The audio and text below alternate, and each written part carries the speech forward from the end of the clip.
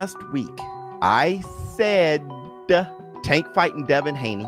I agree on a rehydration clause. But let me explain. If Abdul Wahid moves up to fight Devin the American Dream Haney at 140, there should be a rehydration clause.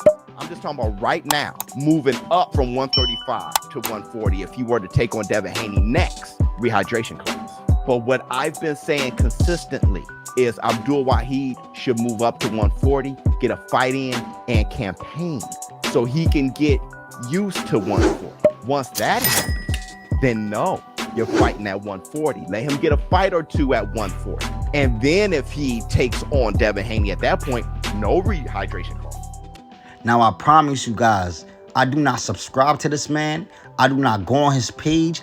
YouTube just always make this man pop up on my timeline. And each time he pop up on my timeline, he's getting cornier and cornier by the day.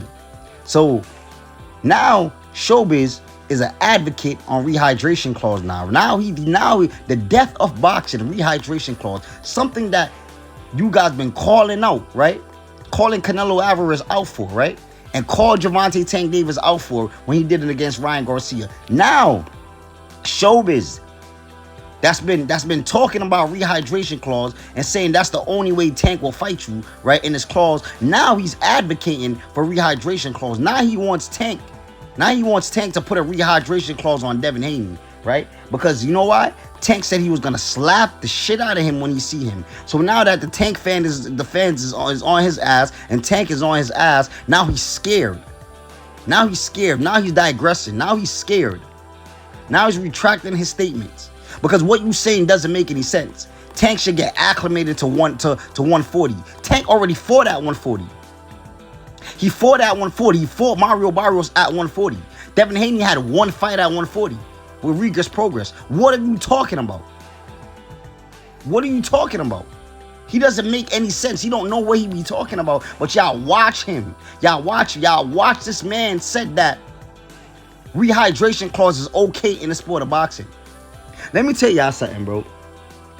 As a Terrence Crawford fan, not being a fan of Errol Spence Jr. too much because of what I know, the type of shit that he was doing behind closed doors and saying about Terrence Crawford and the PBC trying to blackball Terrence Crawford and how Errol Spence Jr. dragged his name through the mud, right?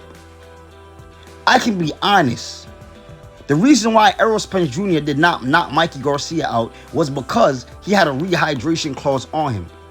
Look at the difference between all Errol Spence Jr. fights and the Mikey Garcia fight. He fought Mikey Garcia very carefully. He fought him carefully. He boxed him because he didn't have the strength to go in there and fought the same fighting style that Errol Spence Jr. normally fights against Sean Porter. When he dropped Sean Porter, Ugas broke Ugas' orbital bone. Kel broke Kel Brook face, right? Almost broke Danny Garcia orbital bone, right? He did that to guys that are way bigger than Mikey Garcia, right? But he couldn't do that to the 135-pound Mikey Garcia. Why? Because there was a rehydration clause at play. So Errol Spence Jr. wasn't as strong as what he normally would be if he would have rehydrated. And that's the reason why Errol Spence Jr. wasn't able to knock Mikey Garcia out. That is the reason why. Because Mikey Garcia got slow feet, just like Ugas, just like Danny Garcia. You feel me? So that has nothing to do why he didn't knock out Mikey Garcia. It wasn't because of Mikey Garcia's skills or none of that. He couldn't knock out Mikey Garcia because he had a rehydration clause on him. His advantage is size, and his advantage is him being able to rehydrate. And once you take that away from him, you're gonna see a different Errol Spence Jr. You're going to see a different Errol Spence Jr. And that's the fact. There was a rehydration clause on him against Mikey Garcia. And that's the reason why he couldn't knock Mikey Garcia out. So my question to Showbiz, right? Y'all watch Errol Spence Jr. career blossom off of him being able to rehydrate. But y'all trying to stop Devin Haney from rehydrating? The same thing that y'all call out Canelo Alvarez for. The most rehydration clause in boxing. Right? Y'all trying to implement that in boxing and make it the norm. This is what this content creator is doing. Because Tank said he's going to slap the shit out of him. This is why I said he's not genuine. He's not genuine. He's the same guy that said, anyway, deserve fight of the year over Terrence Crawford because he's more active. He's more this. Nigga, you don't know nothing about Inoue. He don't know shit about Inoue. Ask him who was Inoue last 3 opponents. He can't tell you. He doesn't know. He don't know how many fights Inoue had last year. He doesn't know that. But he's gonna say that to cater to to Terrence Crawford haters. That's what he's gonna say, to cater to Terrence Crawford haters, because he's not genuine. He ain't genuine. He's not genuine. Just because Tank fan is on your ass and Tank say he gonna slap you, you're willing to be an advocate and promote something that should not even be allowed in boxing. If you gotta put a rehydration clause on somebody, do not fight them. Don't fight them. Do not fight them. And I don't want to get off topic, but this is why I say Canelo Alvarez ruined boxing. Because now all the fighters that are coming up, they think it's okay to do rehydration clause. Richard Hitchison, he just came out saying that, Tank should put a rehydration clause on Devin. This is the mindset of these kids now that are coming up. These are the mindset of these kids that are coming up.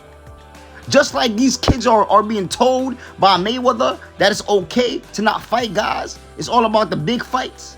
It's not about fighting the best. It's all about the big fights. It's all about the fights that are making money. It's not about fighting the best. Just like how Mayweather ruined boxing, Canelo Alvarez ruined boxing too, bro. And this man right here, right? The guy that y'all said that, he's genuine and y'all mess with him. He's trying to promote something and be an advocate of something that is ruining the sport of boxing. Because if you implement a rehydration clause in any single fight on any fighter, right? The fighter is not gonna be at his best, period. And that's how Errol Spence Jr. blossomed in the sport of boxing. Because we've seen when a rehydration clause was on him, he wasn't the same Errol Spence Jr. He had to turn himself into a boxer. He couldn't fight like the same Spence. He turned into a boxer. He didn't box Sean Porter. He didn't box Kell Brook. He didn't box Ugas. He didn't box none of these guys. He came forward like how we normally did. But a rehydration clause would set his ass down to let him know, yeah, I ain't that strong, so I can't do what I normally did. And this is the guy that y'all listen to, bro. And I'm not hating. I'm not trying to gain clout off of nobody. I just don't like this nigga, bro.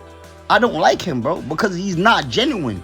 And Tank fans, y'all gonna sit here and y'all gonna start supporting him because y'all niggas are y'all chromosomes 47. Y'all got chromosomes 47.